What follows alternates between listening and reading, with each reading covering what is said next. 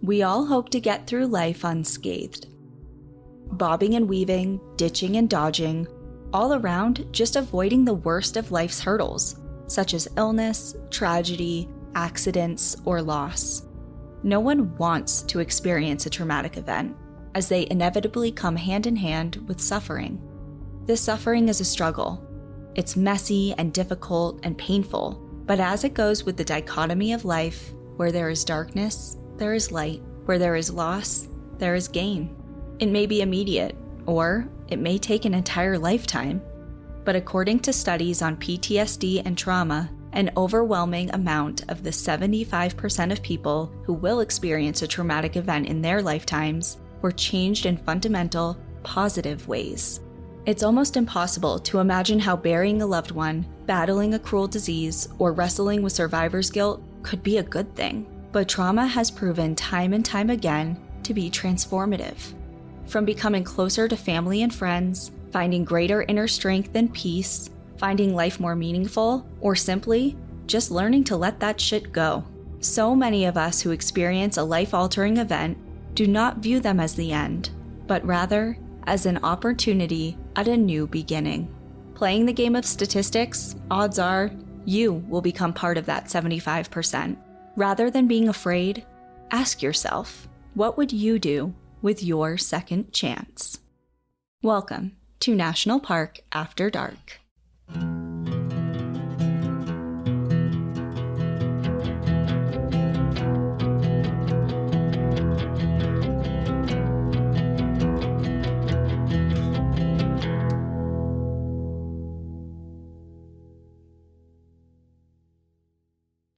I feel a survival story coming on. You know, you're right. You're right. And I feel like I don't do them. I feel like that's your thing. I love survival stories, and you have done a handful of them, and I've loved them. Your Presumed Dead episode. Okay, that was like over a year ago, I feel like. I know it's been a really long time, but your Presumed Dead episode, I just loved that one so much. And also your Yossi episode. 2 survival stories. Oh, Yossi Ginsburg. Yes. The 2 of them. Such good episodes. Okay, well, those were hard hitters. And it's funny that you brought up the Presumed Dead one because this story, it's not in Kings Canyon or Sequoia, but it's not too far away. It's going to be taking place in Yosemite. Oh, we're going back to Yosemite? Mm-hmm. Fan favorite. It is a fan favorite, for sure. But before we dive into that, one quick thing. We're going to be coming to Denver live. Yeah, we have our live show. It's coming up really soon. It's first week of December. It's December 4th at 7 p.m.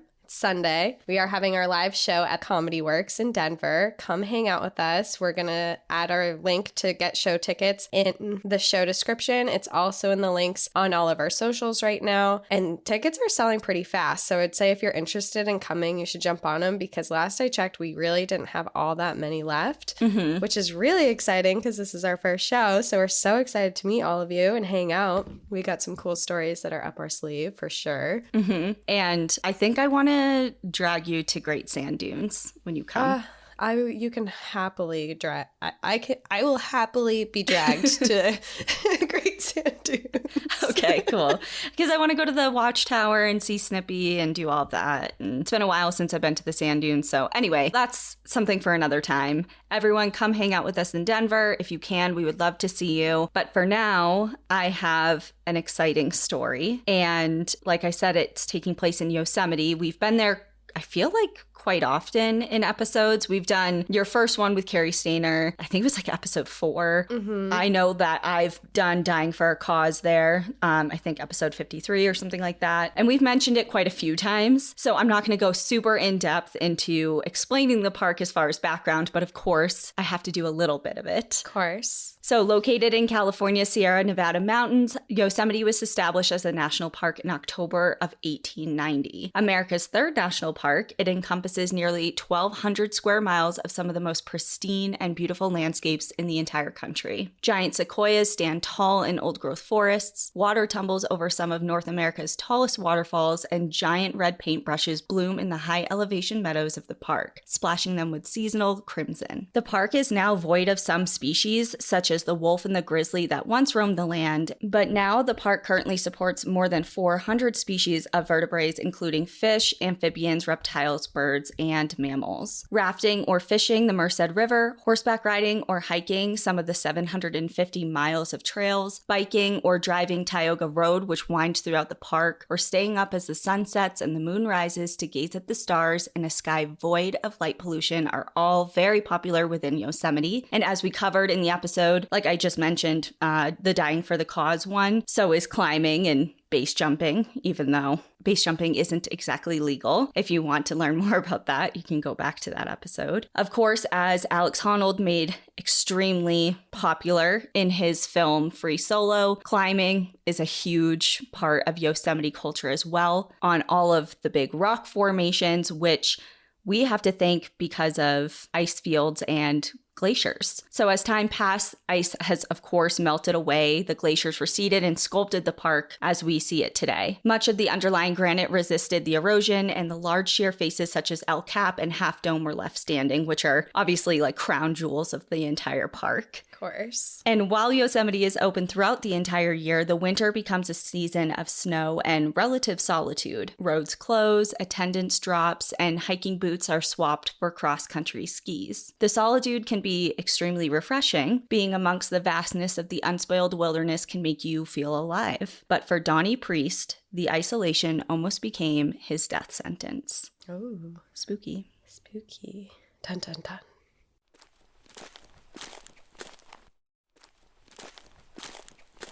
On January 3rd, 1982, 38-year-old Chevron research chemist Ronald Vaughn, his wife Lee, who was also an attorney for Chevron, and her son Donnie Priest were flying from Oklahoma to Orinda, California, which is located in the San Francisco Bay Area. They had spent Christmas with some family out of state out in Oklahoma, and they were flying their small private plane, which was a single-engine Grumman American AA-5B Tiger, back home. Surprise, I'm doing a plane crash episode.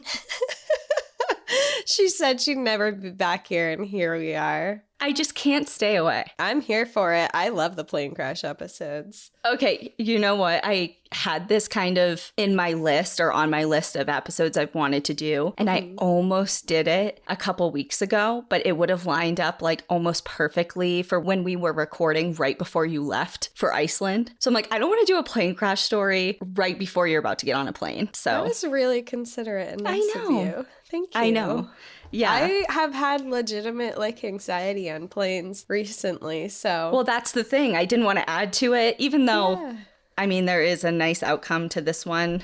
It still would have not been very nice, so. I really appreciate that because actually my flight to Iceland was one of the first flights I've had recently where I had no anxiety at all on it. And I don't know if it was because I usually travel by myself and meet up with people, and this time I had a friend with me on the plane, and I really didn't think about it too much. But I feel like if maybe I had just listened to a plane crash story right before, it might have been a little different. So, well, there you go. I appreciate you. You're welcome. Ronald, a moderately experienced private pilot, had stopped at the Mammoth June Lake Airport in California for one last refueling stop, so they were almost home. They took off just after 3:30 p.m. with plans to follow Ronald's original flight plan, which was to fly the shortest route over the peaks of Yosemite's Tioga Pass, but flight control had denied that because there was a massive storm system that was brewing nearby, and they were afraid it would be pushed into their path by the jet stream. Okay. Ronald switched things up and decided to fly north along the eastern edge of the Sierra Nevada before crossing the mountain range near Reno. Less than an hour into the flight, trouble struck. Ronald was on the radio with flight control in Oakland, reporting that he was losing altitude and could see the ground. They had flown directly into the turbulence of the storm and had wandered off course, heading directly north and into a dead-end canyon. Then suddenly, the radio went silent. Unable to communicate with the plane, the last known location of the aircraft was documented, half a mile north of Tioga Lake, just outside of Yosemite National Park. That storm that the family was warned about ended up being severe, to say the least. It ended up being the most lethal natural disaster to hit Northern California since the 1906 earthquake. Oh, shit. It raged for over 3 days. The confluence of 2 storm fronts stalled over the region, and at one point, it dropped nearly 2 feet of rain in just 24 hours. Wow. The landscape took a huge beating, and the continuous mixture of this rain, snow, pelted and toppled the trees. It flooded the rivers and triggered massive landslides, and in all, 33 people lost their lives during this storm. Wow. So this isn't just some... It's not a little baby storm here. Right.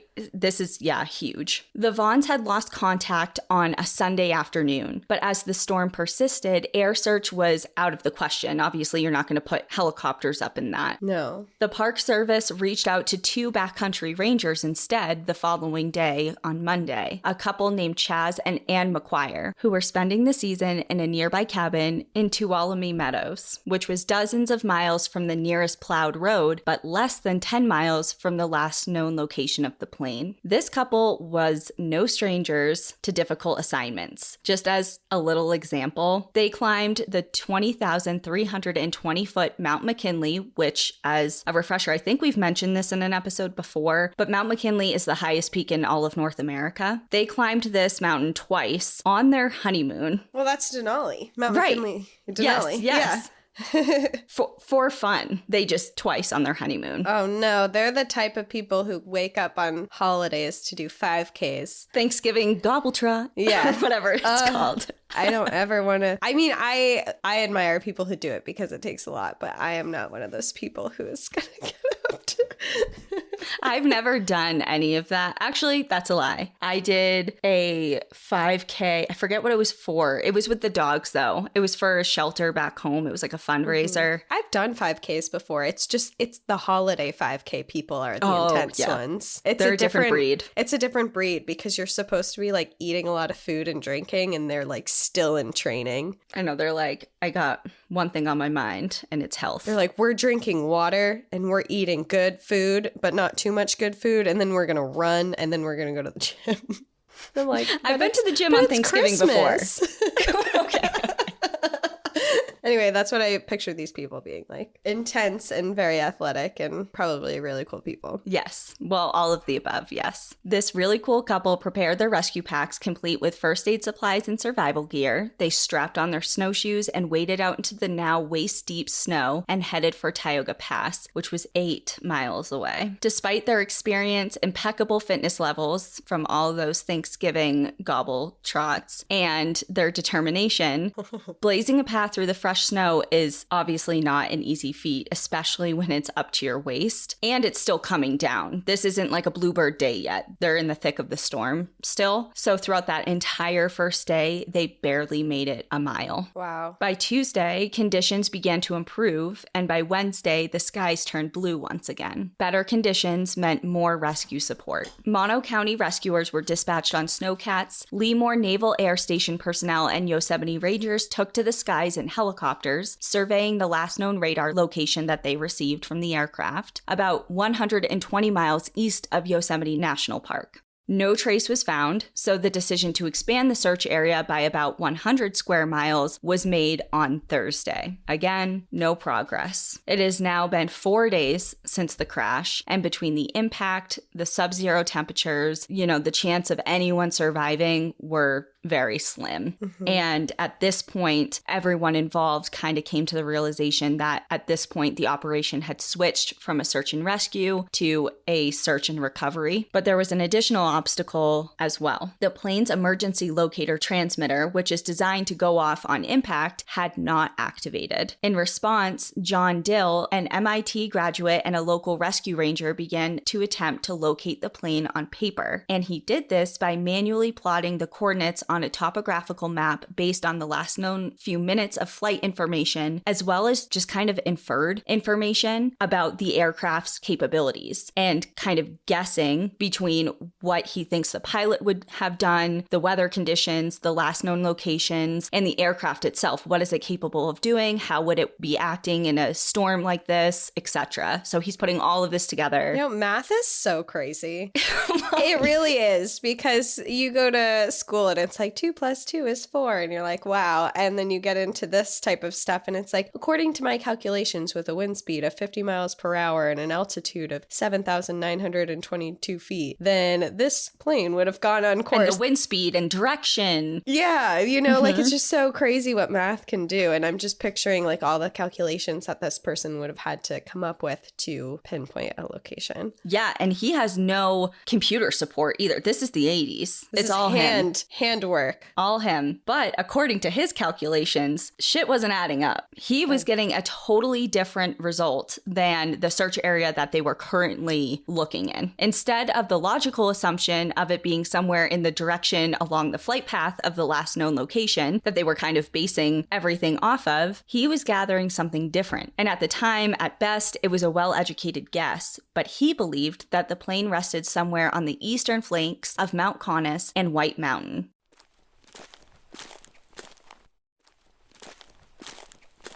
Civil Air Patrol investigators speculated that Ronald, the pilot, revised his flight plan without communicating with them, perhaps after he got lost. And later that night, they received data from the Oakland flight control logs with information confirming this, kind of. Shortly after takeoff, and after receiving that revised flight plan, remember when air traffic control was like, no, you can't do this original plan, there's a storm coming, you have to switch it up. Mm-hmm. So after he agreed to do that, he actually re-radioed and amended the plan again, despite the advisement from flight controllers. So he changed the plan and told them he was heading for Tioga Pass after all. So he kind of was like, I'm just gonna do it. Oh shit. After they told him no and that there was a storm. Right. And the rescue operation personnel did not get this information until days later. This is like day 4. Wait, so he radioed in, but no one responded to him? Is that what happened? They confirmed it and they advised against it, but he did it anyway. He went forward with doing it anyway. Oh. And then they didn't relay the information for days? This information somehow was not relayed to rescue operations until days and days later. Oh, okay. So that changes everything. Right. This changes everything for the team. So instead of looking for a plane that was traveling north to Reno, which is what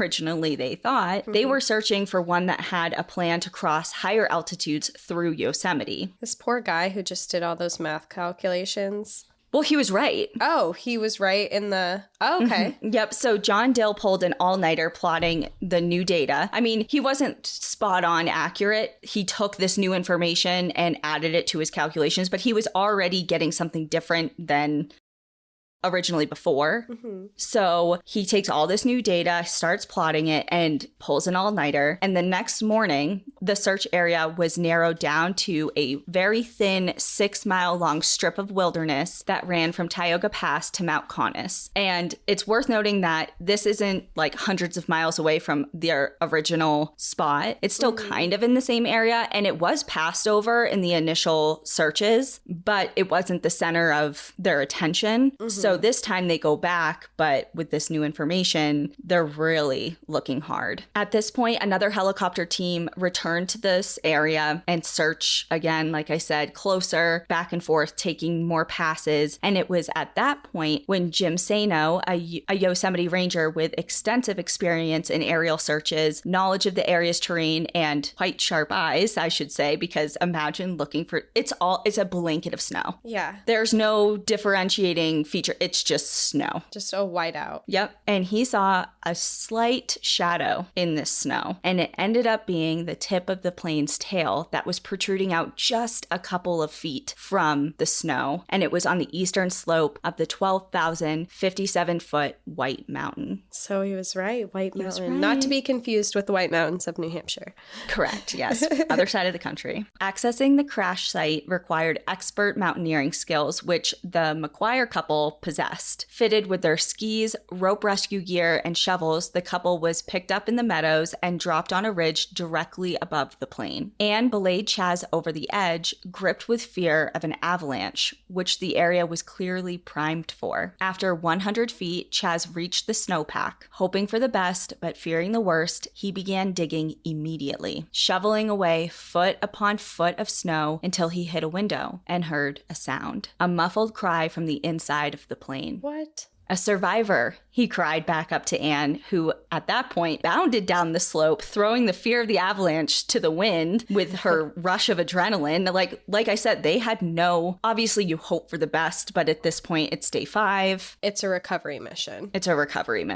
So they're both frantic at this point. They're digging away all the snow to get to the plane, and they finally reveal the back of the fuselage, and they gain access to open the rear window. Meanwhile, a helicopter dropped Chief Petty Officer Jerry Balderson onto the scene, and he assisted the couple in their effort to get inside of the plane. Once inside, it was apparent Ronald and Lee were deceased and died upon impact. The muffled cry had come from a 10-year-old boy, and that was Donnie. Oh my God. He was only wearing a t-shirt and almost completely white from the cold, which at that point, with the wind chill factor, put temperatures between -40 and -60 degrees Fahrenheit. Wow. What an awful scene. So bad. And I did just say only a t-shirt. I meant to say he wasn't wearing a jacket. He was wearing pants, but his pants were frozen solid. And they were so frozen that they couldn't fit him into the harness with them on. So they had to strip them off of him before they got him into the harness. And they attached him to a hoist line along with Balderson to winch them back up into the helicopter. And right before they were about to get lifted away, Donnie's eyes rolled back into the back of his head and he fell into a coma. After surviving a plane crash and 5 days of sub-zero temperatures, Donnie was in shock and severely hypothermic. His body temperature measured 84 degrees. Wow. And he's 10. He's 10 years old. That's just such a horrible scene, to be stuck inside a plane freezing with 2 people who have died. With your family. With your family. Your mother and your stepfather. Yeah. Yeah, your family, your parents that have died, you're under snow. I'm sure it was so dark in there. Dark, cold. Being under snow, dark, cold. Can't move. 5 days is a long time to be sitting there. William Gooden, a naval flight surgeon, was on board of the helicopter and was able to stabilize Donnie until they arrived at a hospital in Fresno. He was later transferred to another medical center where doctors made the decision to amputate his frostbitten legs below the knees. Regarding the crash and the aftermath, he can't recall much. He says of the 5 days he spent inside the wreck as more of like a still picture rather than a movie. What he did remember consisted of trying to reach his sleeping bag, but he was unsuccessful at freeing it because it was lodged in a position behind him and he was unable to free it. So he wasn't even able to wrap himself in something warm. He was also dressed to fly over the winter landscape, not survive in it. So like I said, he was just in a t-shirt and he also didn't have shoes on. He tried using the radio to call for help, but was unsuccessful in that attempt as well, despite trying to fix it after finding the user manual. So he did try in the beginning for a 10-year-old kid who just went through an extremely traumatic event. And what a smart kid. And he must have had some light in there to be able to read and look for things. And he went through his mother's purse in search of food, but came up empty, and he sucked on handfuls of snow that fell through the cracked windshield that he accessed by reaching past the bodies of his stepfather and his mother. Oh my God. Back in the hospital, he was reunited with his father and stepmother, so he does have surviving family, and he spent months in recovery. But recover he did. His story hit the headlines all over the Bay Area and gained him kind of like a little bit of a celebrity status, a local celebrity status. And players from the Oakland A's and the 49ers actually visited him in the hospital. And 4 months after the accident, Donnie walked onto the field and threw the first pitch at the Oakland A's season opener on his brand new prosthetic legs. Wow, that's really cool. And of course he moved in with his father and stepmother, and they said that they enrolled him into counseling, of course, to receive the support he needed as far as mental health and all that. Like, that's beyond something that you can do alone as parents, I think. So they did the right thing there, but according to them, he adjusted really surprisingly well. Kids are resilient. Yeah. They said, quote, he never complained, never said life is unfair. He never said, why me? He just wanted to do everything his friends could do. And when Donnie is asked about that time in his life, he says, quote, at that age, you're too young to appreciate what you can't do. You're just focused on doing what you can do. I hadn't formed an image of myself yet, so what happened wasn't a dramatic change. I had age on my side. I think it was harder on my family than it was on me. I mean, like I said, kids are so resilient, and that's such a interesting way to put it, that he didn't have like this view of who he was yet. So he was still being molded and created. And when you're a child and you go through something that you have to survive, I feel like that would just give you a new perspective on life versus make you bitter. Yeah. And that's exactly, what happened in this case. And at the time, his family treated him no differently than anyone else, which I think also helped him tremendously. There was no babying or coddling type of thing, which I think is very easy to do. I mean, your kid just lost his parents and his legs at 10, and barely survived. This wasn't something he walked right out of. Like, he almost died on transport. It would be easy to be like, you don't have to do anything. I'll take care of you. Don't worry about it. Yeah, of course. It would be easy to try and be that person for someone, even though realistically they need to find their own ground again. Yeah. So, and that's, I think, based on all of this, what they did for him. For example, Donnie had to walk up a long, steep hill to get to his junior high campus, and his parents never gave him rides, or any space. They're like, okay, all right, that's get a little up there. tough love right there. Get on up there.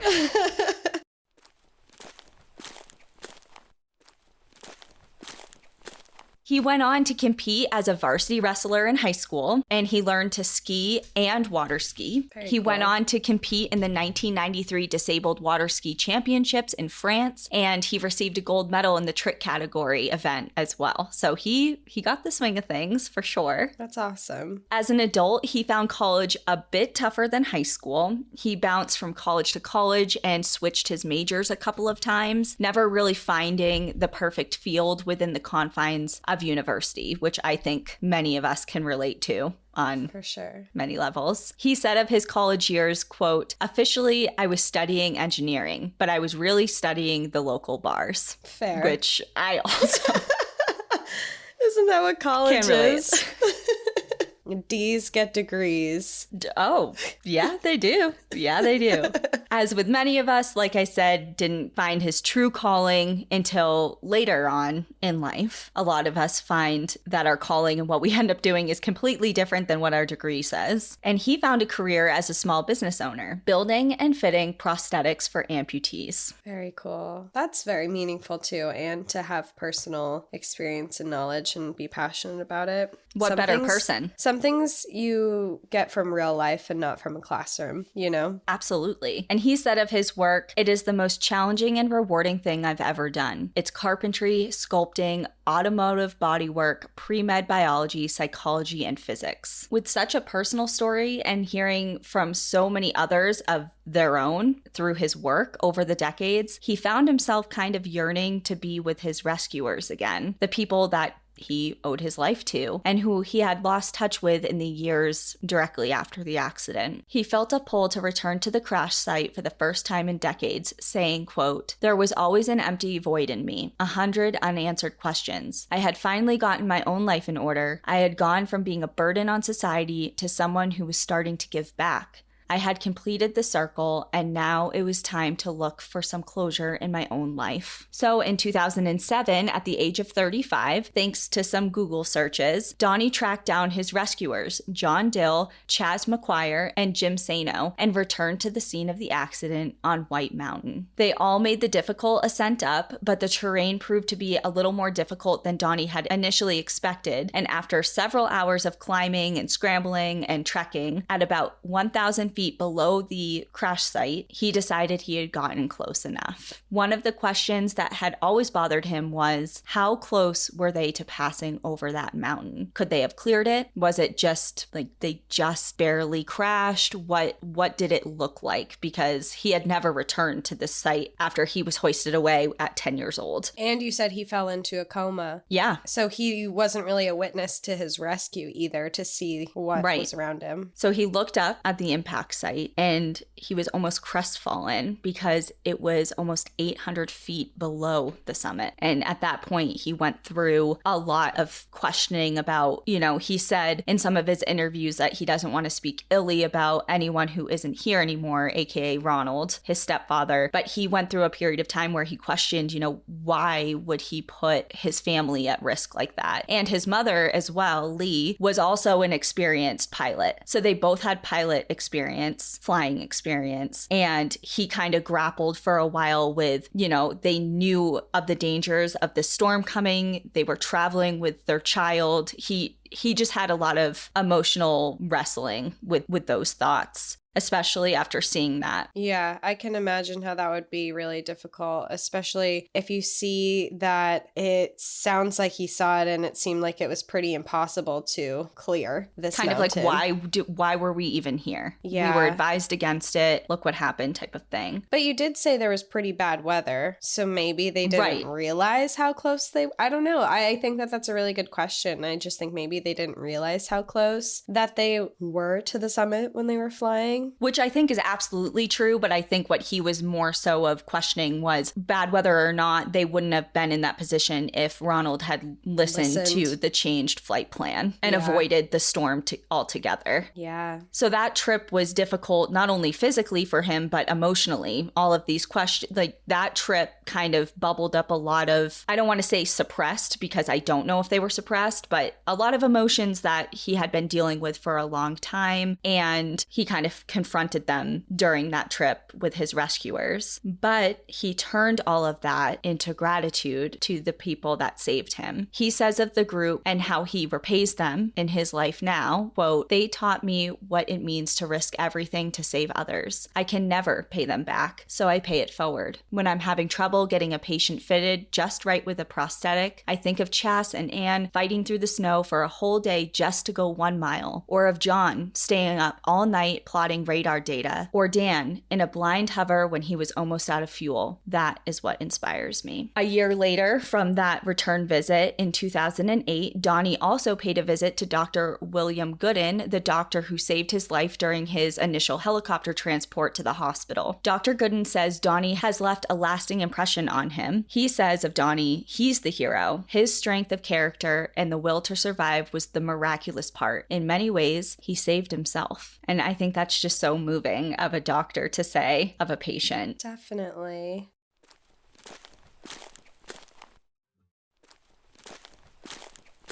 In 2008, the Park Service presented John Dill with a Lifetime Achievement Award. So this guy he's hot shit. So he began his time in Yosemite just going there with plans as having like a rock climbing vacation. And he wound up becoming kind of like a Yosemite legend. He almost single-handedly invented modern helicopter and rescue techniques that are used in search, rescue, and recovery operations today. He is also known for his innovative, unique, and sometimes unorthodox techniques. For example, he has brought in a hypnotist to jog the memories of the relatives of missing people, and he even once wore a deceased man's climbing gear to see why the gear failed himself. That's scary. Yeah, he's like, all right, I need to understand what happened, so I need to be put in their shoes. Yep. He always dives into what lessons can be learned from each and every incident he's involved in. He doesn't shy away from difficult challenges, and he shows care and compassion to friends and relatives of those involved in the incident, not just the victims. After over 4 decades of service, John can still be found in Yosemite Valley. Dave Ellison, the Navy pilot who maneuvered the helicopter above the crash site, was awarded the Navy's Distinguished Flying Cross, and Chief Petty Officer Jerry Balderson was awarded the Navy and Marine Corps Medal, which is the service's second highest non-combat award. Jim Sano, aside from serving on Yosemite's search and rescue team, became special assistant to the superintendent at Yosemite National Park and went on to become the recipient of 5 different National Park Service Special Achievement Awards. After his time in Yosemite, he continued on to work for Geographic Expeditions, which is a San Francisco-based adventure travel company that offers different educational travel, location management, and sustainable travel consulting services, which is so rad. Very I looked it up, went down a rabbit hole. During that job, he casually led the first American men and women's expeditions to Mount Everest and the first guided crossing of South Georgia Island, amongst many other mind-blowing expeditions across Asia and Latin America. Casually led. Casually. And after he was like, okay, I'm moving on from that job, like, where do you go from there? Where does one go from there? He can now be found at the World Wildlife Fund as Vice President of Travel, Tourism, and Conservation. So cool. So this is what happens if you run 5Ks on holidays. Yeah. Well, okay, well, that wasn't the couple, but yes. Yeah, this guy runs 5Ks on holidays as well. Yeah, so joke's on us, huh? Yeah, for real. Some people are just so cool. Some people live really fulfilling and exciting lives. Yeah. And bringing it back to Donnie, just to kind of wrap the story up, despite such a traumatic and life-altering experience, Donnie says his life has been good to him, thanks largely in part to the perspectives the accident has given him. And he says, experiences make you what you are. Why change that? And that is the story of Donnie Priest and his incredible rescue. I love that he took a bad situation and he turned it into something positive, because there's something so true to be said that you can't always control what happens to you in life. And the only control sometimes you can have is your reaction to it. Mm-hmm. And to be able to take something, because it would be so easy to be like, I lost my legs, I lost my parents, this awful thing happened to me, and go into this deep, dark place, which I'm sure did happen in times, just in the struggle of all of it. Oh, of course. But then there's also something to be said, to take such a horrific and awful experience and be like, this has helped shape who I am, and it has made me become a better person because I have a better outlook on life, and I have been able to use this experience to help other people. Yeah, to help other people. And not only that, but to gain just such a perspective on life that who knows if he would have had that if that didn't happen to him. Mm-hmm. I mean, I know from personal experience, when bad shit happens to you, you come out the other side changed, mm-hmm. whether or not you asked for it. Like I said in the intro, no one asks for this stuff to happen to you. It's not like you wake up one day and you're like, wow, I really hope I can go through a traumatic event that will hopefully shift my perspective. And you don't need a traumatic experience to shift your perspective and to kind of alter your life, but it definitely gives you a kick in the ass. I'll mm-hmm. say that. And it's all about, what you do with this opportunity, this second chance you've been given, this new perspective you've been given. And Donnie proved that great things can come from that, because how many people, do you think he's helped through his work, and not even directly through his work, but through his story. A lot of people, you don't need to be an amputee to feel moved by his story. So, yeah, I just think it's beautiful and amazing to be able to take such a hard situation and make things better for other people. I'm sure he has been a huge life changer for a lot of people who are living in similar situations where they are amputees and they have had situations where they need prosthetics, and I'm sure he's made a huge difference in their lives. So I just think that's a really cool story and something that anyone can take from, appreciate what you have and the things that are difficult in your life, to be able to find a way to spin it, to learn something or to create something, to do something that's not, it's so easy to fall into negative pits when you're having a really hard time. Oh my God, I'm like raising both of my hands. I know. Yes. Yeah. It's unrealistic to be like, turn it around. Like, you've been given this new shift and opportunity to change your life or your outlook or blah, blah, blah. And then you're like, yeah, you're right. It's kind of like when someone, I kind of equate it to when you're riled up, you're pissed, and someone's like, hey, calm relax. down. It's like, pouring water on a cat, just like... You're like, what? And you're like, that's the last thing I'm going to do. And I fucking hate that you just told me to do that. So I hate to come off preachy or anything like that, but it just is true. And whether it takes you, you get glimmers of that, they can come in moments. At least for me, that's how it comes. It's not like one day I wake up and everything shifted. Sometimes it comes in small moments. Some days it's the whole day, an hour, 30 minutes. And then I hope that throughout time in my life, those moments get longer and that just cascades into more areas of my life. And then one day I wake up and I'm a changed person because of the things that I've been through for the better.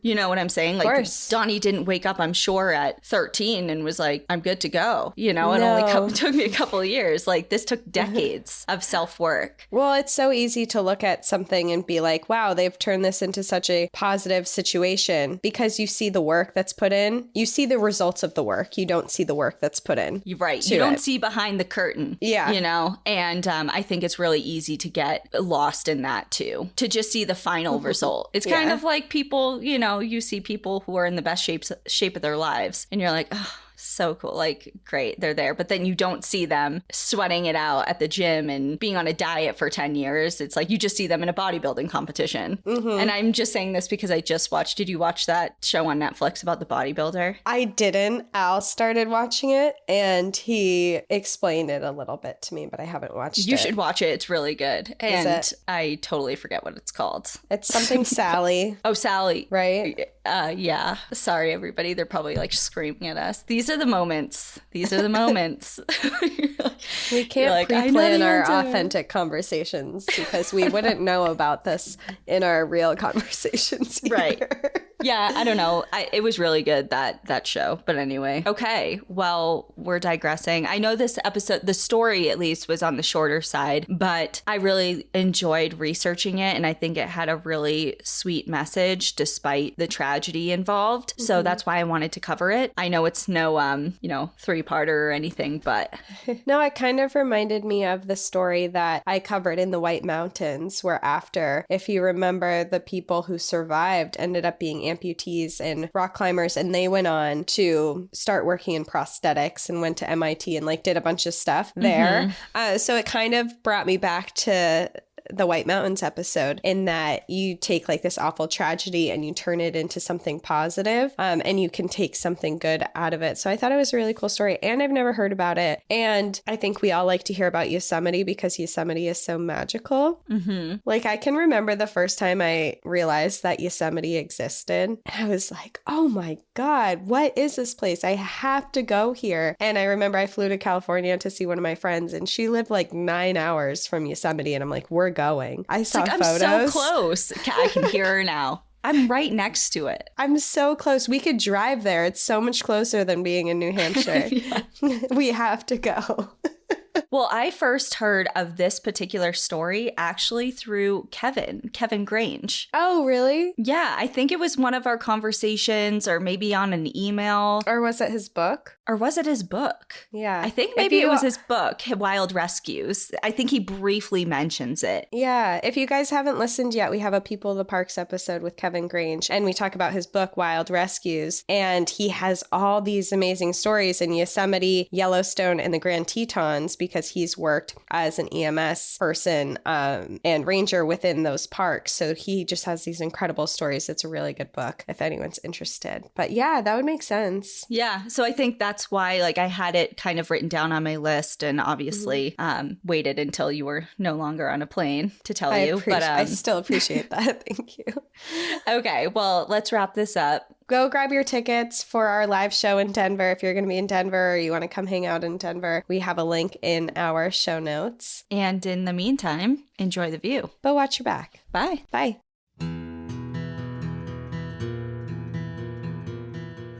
Thank you for joining us again this week. If you have a trail tale you'd like to share, send us an email at npadstories@gmail.com. Follow us on Instagram and Facebook at National Park After Dark, and on Twitter at NPAD Podcast. Become an outsider by joining our Patreon, where you'll gain access to monthly bonus stories and exclusive content. And remember, when you support our partners, you're supporting our show. To access our special discount codes along with source information from today's episode, check out the show notes. For information on the show, to shop our merch store, sign up for our newsletter, and more, visit npadpodcast.com. And if you're enjoying the show, please rate, review, and subscribe wherever you listen to podcasts.